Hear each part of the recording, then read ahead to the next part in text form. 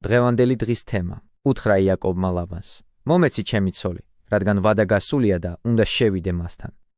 იმ სიყვარულზე ლაპარაკისას იაკობი აქელისადმი რომ განიცდიდა, გუშინ პავლე მოციქულის ქრისტესადმი სიყვარულსა და ერთგულებაზე გადავედით, ერთგვარმა სწრაფმა დინებამ წაგვიღო და ვეღარ დაუბრუნდით სიტყვის თანმიმდევრობას. ამიტომ, თუ გნებავთ, დაუბრუნდეთ იმას, რაც დავიწყეთ და შევავსოთ, რაც უთქმელი დაგვრჩა, ისე რომ ეხლანდელი საუბრისგან საკმარისი სარგებელი მივიღოთ. მაშ, ასე, უკვე შესრულდა 7 წელი და ასეთი გრძელი დრო იაკობს რამდენიმე დღედ მოეჩვენა, იმიტომ რომ მას უყვარდა რაქელი, უთხრა იაკობმა ლაბანს. მომეცი ჩემი ცოლი, რადგან ვადა გასულია და უნდა შევიდე მასთან. შეჰყარა იმ ადგილის კაცები ლაბანმა და გამართა ლხინი. საღამოჟამს მოჰკიდა ხელი ლეას, თავის ასულს და მიუყვანა მას. იაკობიც შევიდა ქალთან. ხედავ, როგორი კეთილგანზრახულობით სრულდებოდა ქორწინება უძველეს დროში. მოისმინეთ თქვენ, რომლებიც სატანური გართობებისკენ ხართ მიდრეკილანი და თავიდანვე წაბილწავთ ქორწინების სიწმინდეს. იყო მაშინ სალამური, იყო წინწილა, იყო ეშმაკისეული როკვა. მითხარი, მაშ, რატომ შემოგაქვს სახლში ასეთი სირცხვილი და იწვევ მსახიობებს და მოცეკვავებს? იმისთვის, რომ ამ დროებითი განცხრომისთვის ქალწული შეურაცხო და ყმაწვილი ურცხვი გახადო? ამ ასაკში, ხომ, ასეთი ვნების აღმძვრელი სანახაობების გარეშეც ძნელია ვნებების ქარიშხლის გამკლავება. როცა ასეთი წარმოდგენები მხედველობით და მოსმენით კიდევ უფრო აძლიერებს კოცონს და უფრო დიდალს წარმოშობს ვნების ქურაზე, როგორ არ ჩაიძირება ყმაწვილის სული. ამის გამოა ყველაფერში ასეთი წახდენა და გახსნილება, თანაცხოვრებაში შესვლის დროს, თავიდანვე რომ შეირყევა კეთილგონიერება.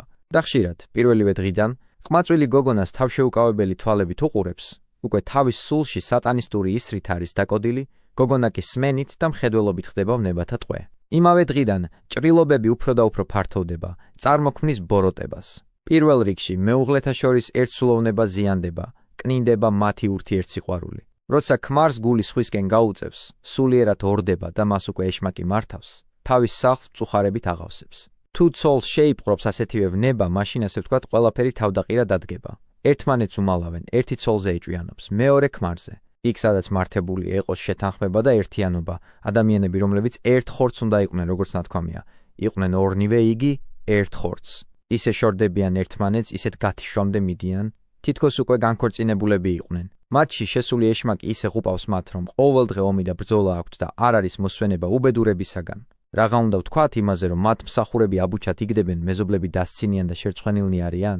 თუ მესაჭეები ერთმანეთს ემტერებიან, მაშინ მათ, ვინც ხომალდზე არიან, საფრთხე ემუქრებათ და შეიძლება ხალხთან ერთად ჩაიძირონ. აქაც ზუსტად ასეა, თუ ქმარი და ცოლი ერთმანეთს ებრძვის, ბუნებრივია, ყველა შინაური უბედურია.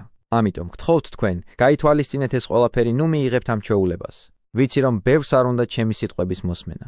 მიუხედავად ამისა, მოვალენი ვართ ვთქვათ, რა არის სასარგებლო და რა შეუძლია მომავალში სასჯელი აგვაცილოს.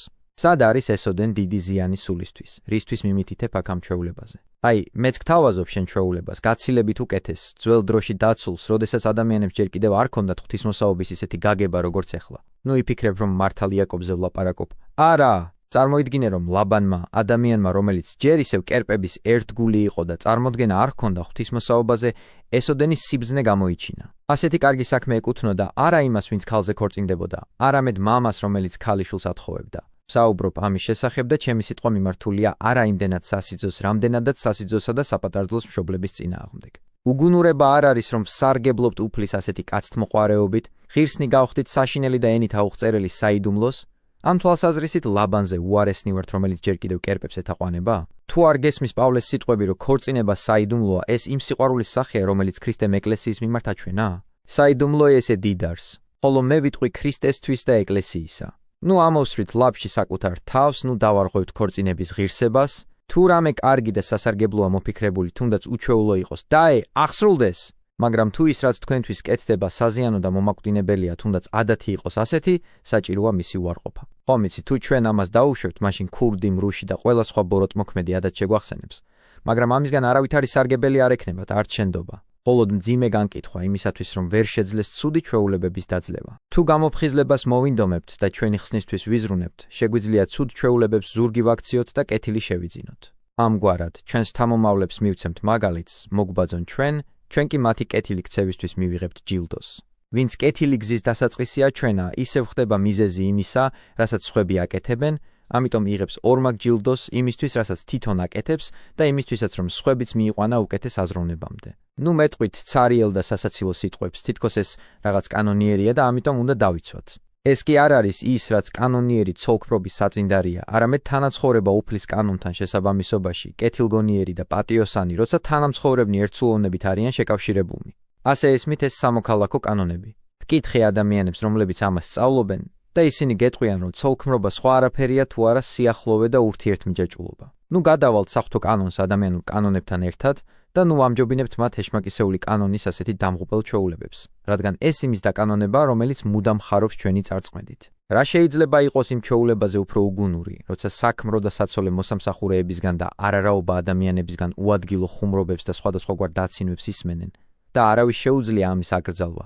როცა ყველა მსურველს უფლება ეძლევა მოურიდებლად ილაპარაკოს საღამომდე, აავსოს ხუმრობებით საქმრო და საცოლე, სხვა დროს თუ ვინმე იფიქრებდა ვინმეს დაცინვას, ლანძღვას სასამართლოში აღმოჩნდებოდა, დააჯარიმებდნენ, განსაცდელში ჩავარდებოდა.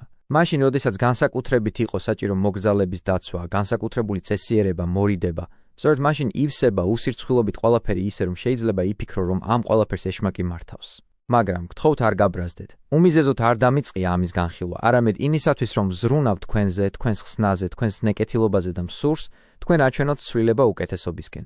პირველებმა დაუდოთ საწყისი კეთილ ჩვეულებებს, საკმარისია მხოლოდ დაწყება, გზის ჩვენება და მაშინ სიკეთით, საქებარი მოშრნეობით გადაეცემა კეთილი ჩვეულებები ერთი მეორეს და ბოლოს ყველანი თქვენს ქებაში იქნებიან. არა მხოლოდ ამ ქალაქის მაცხოვრებელნი მიბაძავენ ამ ბრწყინვალე გარდაქმნას, არამედ შორს მცხოვრებთაც მიიზიდავთ თქვენი მაგალითით და მათ თქვენს გულითად მიმბაძველებად გახდით.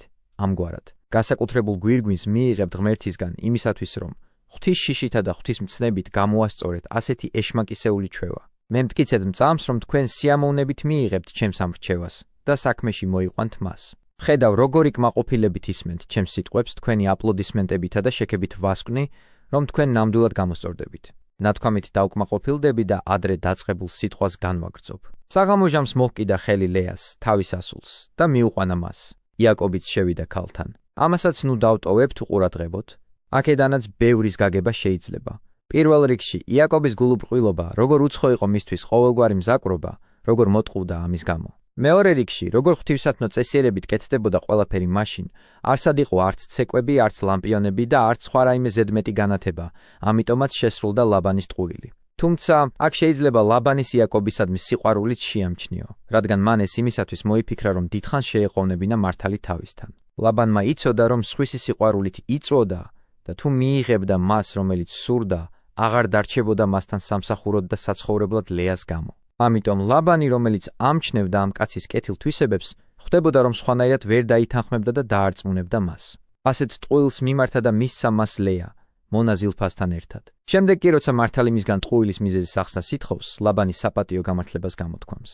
როცა იაკობმა თქვა, დილა რომ გათენდა ხედავს, ლეა არის მასთან. უთხრა ლაბანს, ეს რა მიყავი?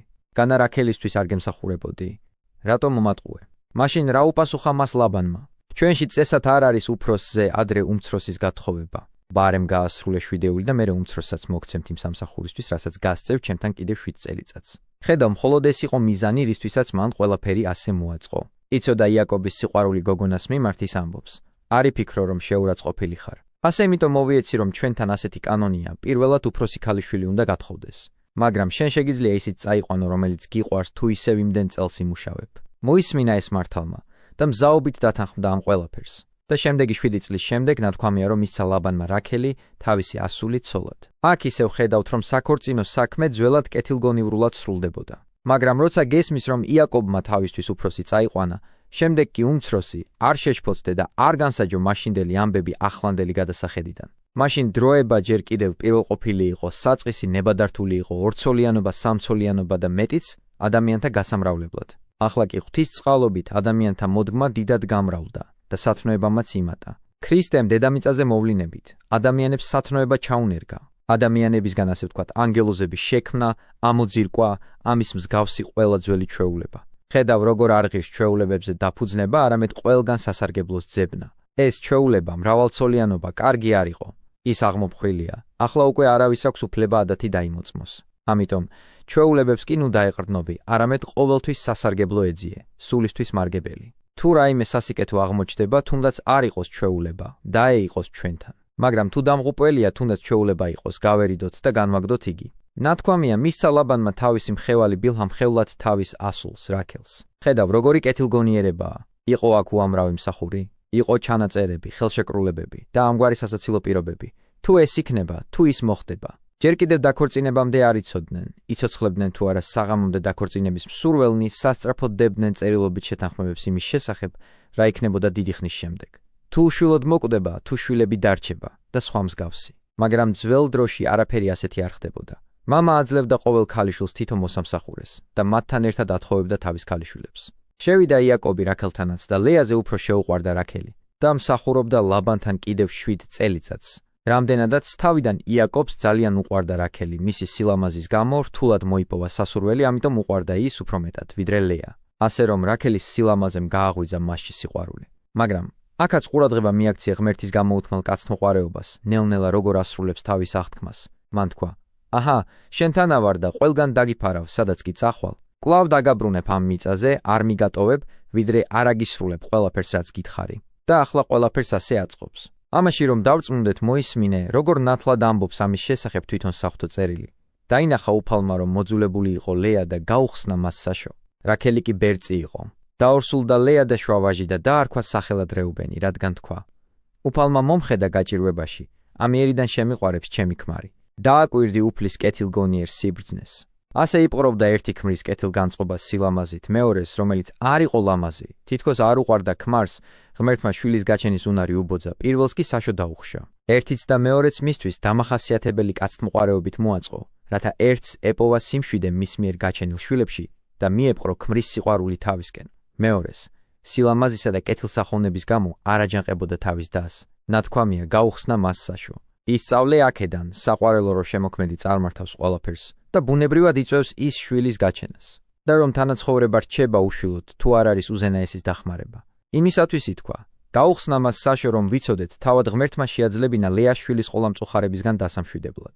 ის თავად ქმნის და აცოცხლებს ნაყოფს დედის საშოში, როგორც დავითმა თქვა: რამე თუ შენ დაჰბადენ თირკუმელნი ჩემნი და შემიწნარე მე დედის მუცლით ჩემიდან. და ყურადღება მიაქციე, საღვთო წერილი როგორ გვაჩვენებს, რომ ბუნების შემოქმედი თავის ძალით აწარმოებს ერთსაც და მეორესაც, იწვევს ერთში შესაძლებლობას შვილის გაჩენის, რაქელში კი ახშობს.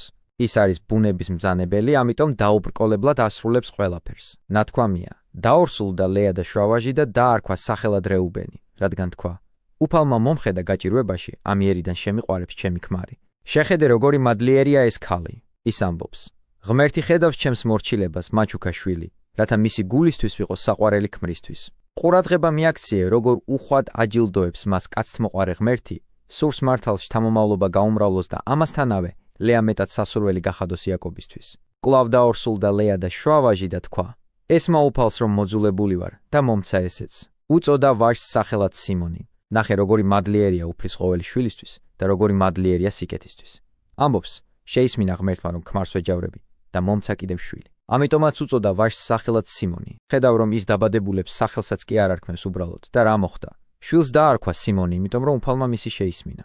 ეს სახელი ებრაულ ენაზე შესმენელს ნიშნავს: კვლავ მიუდგა ლეა და შვაძე და თქვა: ახლა კი შემომევლება ჩემი ქმარი, რადგან სამი ვაჟიშვილი ვუშვი. ამიტომაც უწოდა სახელად ლევი.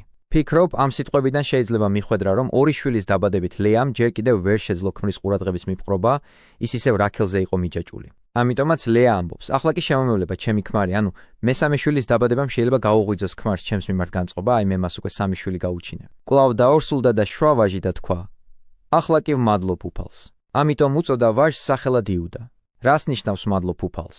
ვმადლობ, ანუ მადლობას ვწირავ და ვადიდებ უფალს იმისათვის, რომ მომცა მეოთხე შვილი, რომ მიწყალობა უდიდესი სიმდიდრე.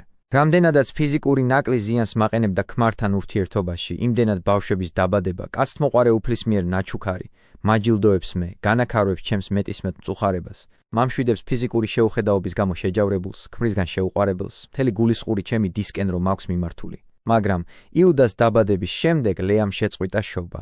დაინახა რაქელმა, რომ შვილს ვერ უჩენდა იაკობს და შეშურდა თავისი დისა. უთხრა იაკობს: მომეცი შვილები, თორემ მოვკვდები. უგუნური მოთხოვნაა, რომელიც ეჭვიანობით გატანჯულ ცოლს ახასიათებს. მომეცი შვილები, ნუ თუ შენ არ გაგიგია, რომ ქმართან თანაცხოვრებას კი არ მიუცია შვილოსნობა შენი დისთვის, არამედ დაინახა უფალმა, რომ მოძულებული იყო ლეა და გაუხსნა მას საშო. რატომ მოითხოვ ამ კაცისგან იმას, რაც ბუნების კანონზე მაღლაა და ივიწყებ ბუნების მბრძანებელს, ბრალს ზდებ ქმარს, რომელსაც არაფრით არ შეუძლია ამაში დაგეხმაროს? მომეცი შვილები, თორემ მოვკვდები. საშინელი ბოროტებაა შური, უყურებდა დის მრავალშვილიანობას და ფიქრობდა მარტოობაზე. რაქელი ვერ უძლებდა ამ სირცხვილს, ვერ იკავებდა უხერხულ აზრებს და ამბობს სრულიად უაზრო სიტყვებს. მომეცი შვილები, თორემ მოვკვდები. შესაძლოა ქმარს დის მიმართ სიყვარული შენიშნა და ფიქრობდა, ამიტომ ჰყავდა მას ბევრი შვილი, თვითონ კი ჯერ ერთიც არ გაუჩენია. ქმარს ეუბნება მომეცი შვილები, შემდეგ სურს შეაშინოს და ამატებს. თორემ მოვკვდები. რას აკეთებს ღვთისმოსავი იაკობი? განურისხდა რაქელს იაკობი და უთხრა: ღმერთი ხომ არა ვარ, რომელიც მუცლის ნაყოფს გიბრკოლებს? რას ამბობ? დაივიწყე ბუნების მბრძანებელი და მე მაყვედრი? მან დაგიბრკოლა ნაყოფი. რატომ მას არ სთხოვ, ვისაც შეუძლია ბუნების დაძლევა და შვილოსნობის მინიჭება? იცოდე, მან მოგიშალა შენ შვილოსნობა და შენს დას უწყალობა ასეთი ნაყოფიერება. ასე რომ, ნუ მოითხოვ ჩემგან, რისი მოცემაც მე არ შემიძლია და რისი ძალაც არ შემწევს. ეს რომ ჩემზე იყოს დამოკიდებული, რა თქმა უნდა, შენ მოგანიჭებდი უპირატესობას, მაქვს შენს მიმართ მეტი კეთილგანწყობა.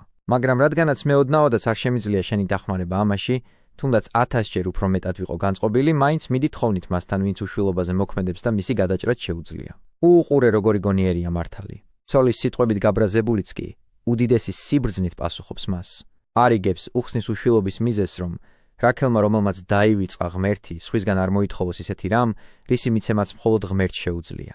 ამგვარად, გაიგო, რომ ღმერთისგან ჰქონია შეზღუდული შვილოსნობის უნარი, ხედავდა დას, როგორ ამაყობდა თავისი შვილებით, სურდა მიეღო თუნდაც მცირე შვება, ეუბნება იაკობს. გონს მომიყვანე, რომ შენი მიზეზით არ ვარ უშვილო, ასე რომ აიყვანე თუნდაც ჩემი მონა და მომეცი მისგან შვილები, რათა მცირე შვება პოვო მხევლისგან დაბადებული ბავშვების შვილად აყვანით. მისცა ბალა, თავისი მხევალი ცოლად და შევიდა მასთან იაკობი. დაორსულდა ბალა და უშვა იაკობს ვაჟი. მაშინ თქვა რაქელმა: გამსაჯა ღმერთმა და კიდევ შეისმინა ჩემი და მომცა ვაჟი.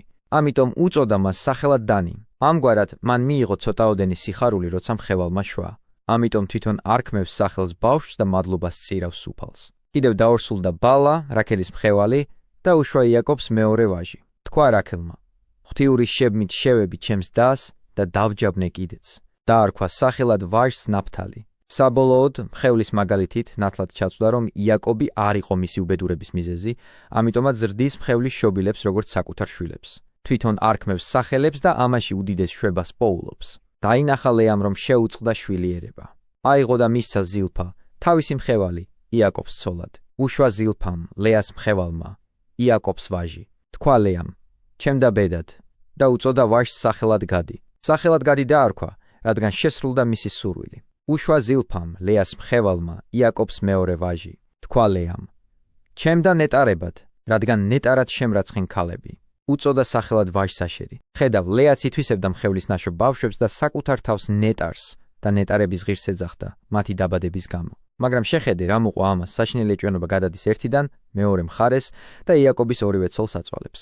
გავიდა რეუბენი მკის დროს მინდორში და იპოვა მანდრაგორის ვაშლები. მოუტანა ლეას, თავის დედას.